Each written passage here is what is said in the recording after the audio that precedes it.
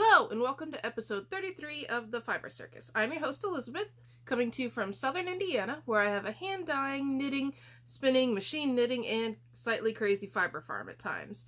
If you need to get a hold of me, you can find me on Ravelry, Instagram, and Facebook as Spotted Circus, and all the details for today, including the show notes, are all just down below in the description box. If you can, please hit like and subscribe, because the more subscribers, the more that people actually see the videos, so I'd greatly appreciate it.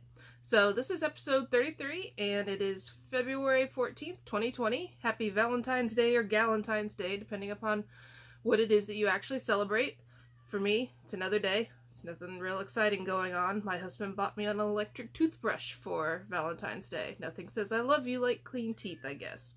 So, tea of the day today is currently in my color changing mug from David's Tea. It's my sheep mug. And you can see the little sheepies are stacked on top of each other, and when it's not hot, they're solid black. And then there's another sheep on the back, and I can't figure out why he has these. It's as if they left a secondary sheep off of him. I don't know. Every mug that I've seen so far actually has that on it, so it's standard, I guess.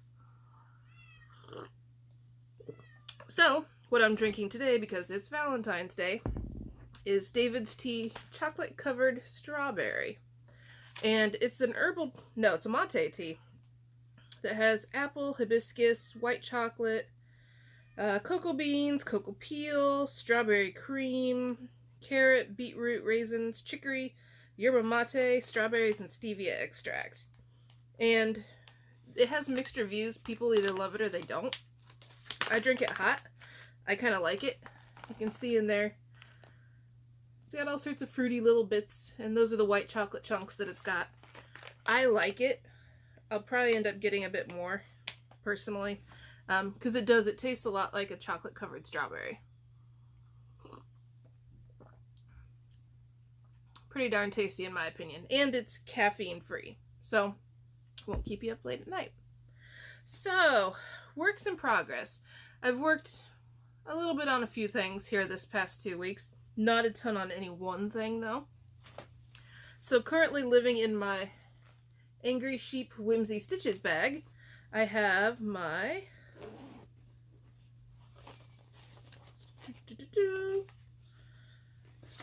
I want to call it Dust to Snow, and that's not what it's called. Snow Fuzz hat by Emily O'Brien. And I am currently, it's hard to tell where I am, but I'm here. And I was last down here where this cat progress marker is. So I've made roughly, I'd say about 2 inches of progress there. I got slowed down because twice now I've gotten my knits and my purls mixed up, and ripping this stuff back isn't the easiest to do. So what I end up doing is correcting the stitches I come to it and then knitting the new row at the same time. So that slowed me down a little bit. So there's some texture going on the outside of the hat, but this hat's reversible, and long term I'm going to end up wearing it inside out because I like it a lot better. You can see the pattern a bit better on this side, in my opinion. And part of the reason why I'm having such a hard time, I think, with the pattern is that it's not memorizable to me, at least. On this side, I can see it easier because I can see those diamonds. However, on the right side, those diamonds are formed via purls, and I just can't seem to see them as easily. Part of it is this is fuzzy yarn. So, the yarn is my Alpaca sock and brushed Suri silk, and they're both in the color Rhubarb. What do I have stabbing in there? Huh. Darning needle. You never know where those things will pop up at. So yeah, this is my Rhubarb colorway. I like the pattern. I think it's going to be a really nice hat. I'm on the, I think, 3 out of 6 repeats, so I got a ways to go. And it's currently being knit on size US 5 interchangeable needles. So, this is the main knitting project that I'm working on right now. Thought that I had dropped a stitch. When you go to pick up and fix some of these stitches, it's hard to do it because you are dealing with two yarns at the same time, because you're holding them both together, and it's very easy to miss the brushed Suri silk. So, I am currently working on that. It's cold enough today, finally, for a hat. It was 7 degrees when I got up this morning, so I greatly appreciate that nice cold weather, because it's freezing our mud that we have going on. So that is my first work in progress. And the second work in progress may be a finished object. I'm not 100% sure. So, I have done the back and the side arms of the kitty couch. So this is a good example of how large the kitty couch is. So you can see it's got a back. It's got little bolster arms there. They're kind of splaying out to the side. And the back's kind of sway back. This is kind of more like a lounge chair at this point. However, both the cats have used it, so bonus points there. Thank God they actually wanted to use it. So now I've got to make the decision. Do I make the couch cushions that are supposed to go on here or not? I'm leaning towards not, because you don't actually attach them to the couch in any way. They just kind of sit on there. And I foresee my cat screwing around with them and then losing the couch cushions. So why bother making them, in my opinion? So, yeah, I don't know, my gauge was really off. So, this is supposed to be, I think, a 12 by 18. And my couch is more like 14 by 20. So it's larger than what it's supposed to be. I also used 1/2 inch foam versus 1 inch foam. So I've got like 2 pieces folded up here in the back. And so it's kind of wobbly. So I'm thinking about maybe like tacking down where the cushions would go. Like tacking it down through the back or something. I don't know. We'll see. I personally think it's done. My husband thinks that they need the couch cushions and the Afghan, but he's also not the one making this. So, the yarn is Red Heart Super Saver in the Woodsy colorway, or as I'm calling it, Ultimate 70s yarn. So yeah, the cats are enjoying it. I'll put a couple of pictures of them up here, showing them on it. The first time around, I did have to bribe the kitten with her favorite pipe cleaner, but then once she got on it, then the other cat figured out, hey, if there's no lap for me to sit on, I can sit on this cat couch, and it's just as nice, even though I'm already on a cushy bed. So far, cat couch is a success. So I'm going to call it done, personally, because I don't want to make a stupid little Afghan that's like, I think it's like 20 little teeny tiny blocks big, and that just doesn't appeal to me. If anything, I'll make it like a little knit blanket or something way easier. So that's the kitty cat couch. I do have a finished object, and this hasn't been on the podcast before because I knit it in roughly a day and a half. I haven't woven in the ends yet because that's overrated, and I haven't blocked it either because, you know, it's all about finishing.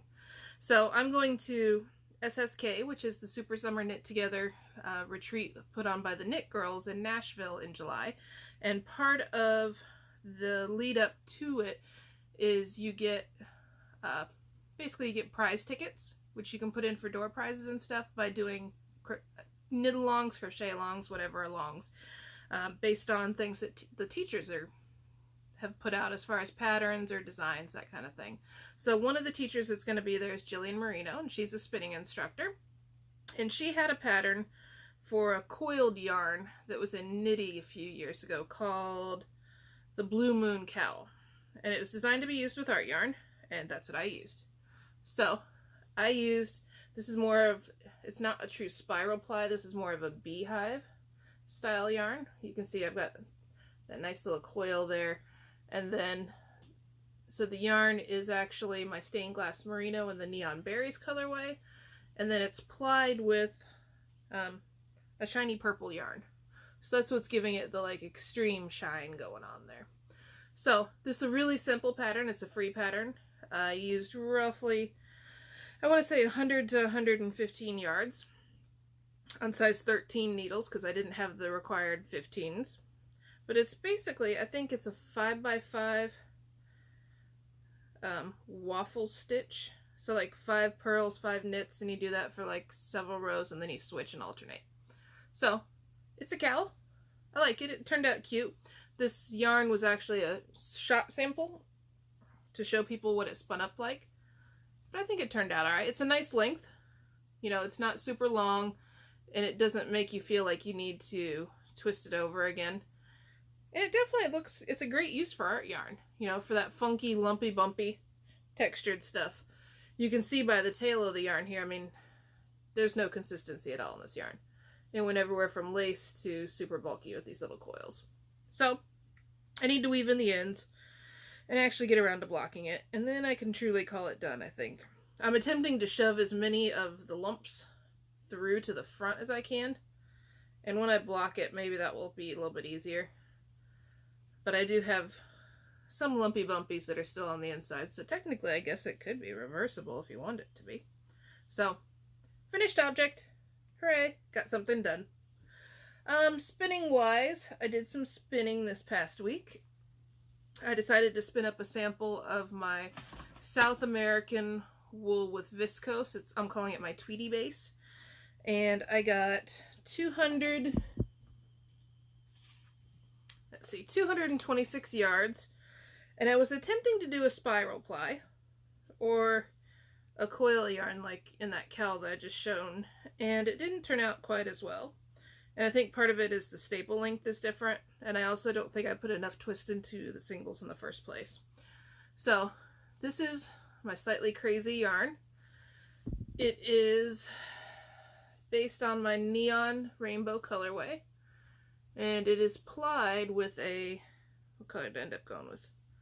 Like a blackened silver yarn. And you can see I was getting a couple of really nice coils happening here and some nice spirals, but then there were places where that just wasn't happening, like this. The fiber was pulling apart before I could get it to actually spiral out around it. So it's an interesting yarn. It's very textured. Once again, as a spiral or interesting art yarn, it's everywhere from lace to super bulkies. There's a kind of cute little coil there. I still need to actually wet set the yarn. So it's 200 and some odd yards. Not real sure what I'm going to do with it yet, but I wanted to spin it up just to see how it would go. And you can see the Tweedy viscose parts in it still. Let me get it back into a skein here. So you can see on these sections here the little black dots and the white dots, and that's the viscose, and that's why I'm calling this a tweed base. So interesting note, the black in this is roughly 30%, and it's blended completely through. So the entire fiber braid has a blackened or gray cast to it. This is my neon rainbow colorway on stained glass, which is this. Exact same dyes, exact same amounts are used. And the color effect is very different. The Tweedy base over here gets more of like a rich hue to it because of the fact it's got that gray as an undertone, whereas the neon rainbow, the black isn't taking up any dye. It's actually black and white prior to being dyed. So the white is a straight out white base. So I thought that was kind of interesting to just see the two spun up, because a lot of times people look at some of my neon colorways and be horrified, you know, they don't want to buy something that's neon, but then when you spin it up, they're like, oh, okay, that's not so bad. So on that note, I do have 3 pounds now of Stained Glass Merino in the neon rainbow colorway in the shop, and this is what it looks like spun up. So you can see how the black and the actual white that's been dyed, how the black kind of subtly brings it down, but it's one of my more popular colorways, so I'm glad to finally have it back in stock. This will glow under blacklight as well, just in case you're going to a knitting rave, because you never know. So that is my spinning. Upcoming events. I have signed up to go to sheep shearing school the first weekend in March. It's a one-day class up at Purdue. I've sheared my own sheep before. It's not real easy, and part of it is because they're big sheep. They're 200 pounds at least, and they're wiggly. And so I've tried tipping them on their butt like they're supposed to be shorn. I've also tried putting them into ropes like I would an alpaca, and that hasn't gone the best either. I mean, I can get it done, but I'm not comfortable doing it. So last year I actually paid somebody to come in and shear. At the time we had 1 sheep and 1 goat. And this year we have 4 sheeps and no goats because the goat went to another farm. So I wanted to go ahead and try to take this class to see if they can show me the way to hold them properly, so that way I'm more comfortable. It's a completely different set of muscles than what I use for alpaca shearing. With alpaca shearing, I'm on my knees and I'm going up and down, so the backs of my thighs and rear end get a heck of a workout when I shear. With sheep, you cradle them kind of with your knees and support their body with your lower legs and then bend over the top of them to shear. So we'll see. I may still call somebody in to shear this year. I'm dealing not with a wether, so a castrated male, but I'm dealing with an intact male with important bits and females that are pregnant. And I don't know how shearing that is different. In alpacas, you shear them if they're pregnant and they're due that day, you still shear them. It doesn't really bother them. But with the sheep, you're kind of twirling them around a little bit as you shear, and I don't know if pregnant sheep then are different to shear.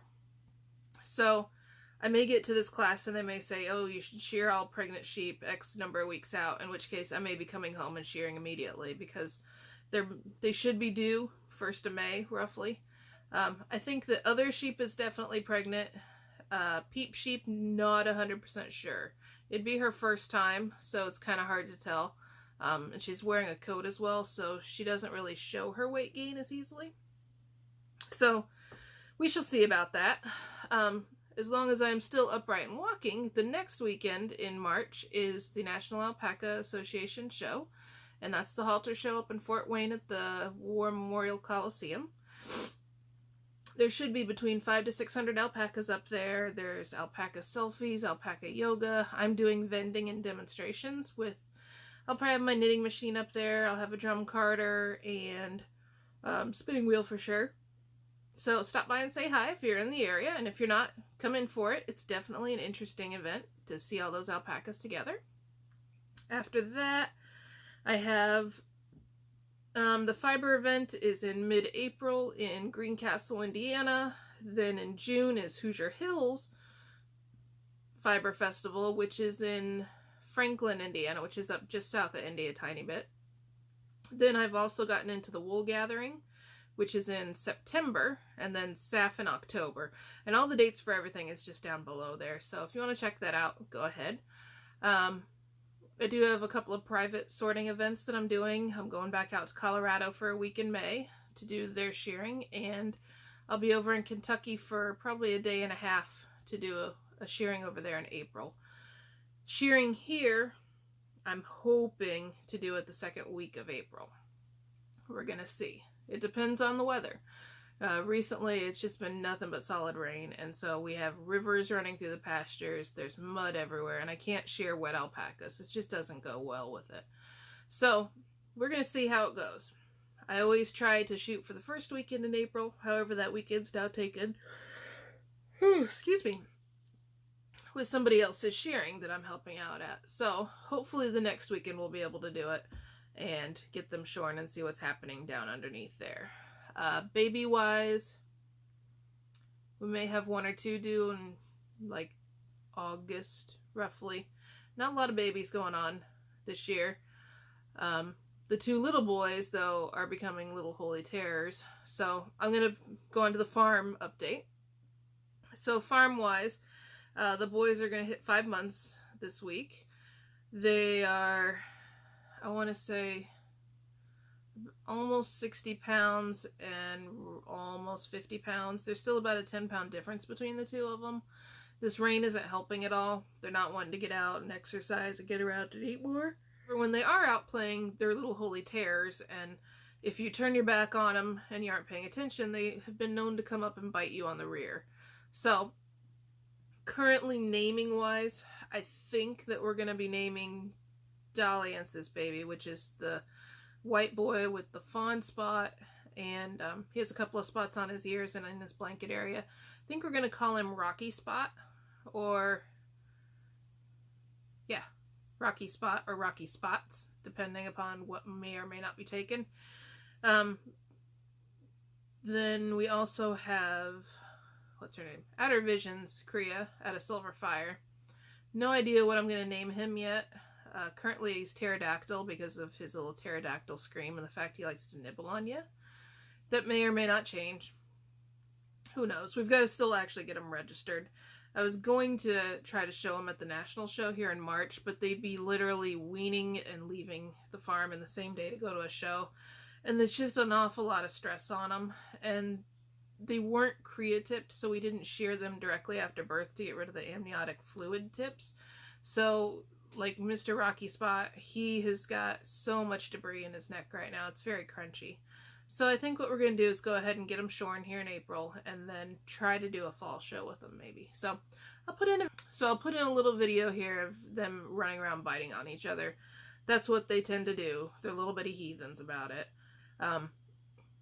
In sheep news, Other Sheep is definitely pregnant. I know that's not a very great name for a sheep, but she is the Other Sheep. She is not Peep Sheep, she is not Ramsey, she is not Ted, she is the Other Sheep. And she's become extremely friendly for some reason. I'm not sure if pregnancy hormones change sheep like they do alpacas, but she's letting me scratch her, and she's coming up and giving me love. And when I walk away, she's following me and then slightly bumping me to make sure that I remember she's there to scratch. So, very interesting to say the least with the sheep. So, I think that's about it for this week. Hopefully, I'd love to say I'll be finished with that hat. Probably not going to happen. I need to work some more on some swatching for some sweaters. And I need to do some machine knitting because I'm donating a hat and cowl set for the National Alpaca show. So I need to decide what colors I'm going to do those in and get those done. So otherwise, I guess that's about it for this week. And hopefully you guys all have a great time. And I will talk to you guys soon. Bye.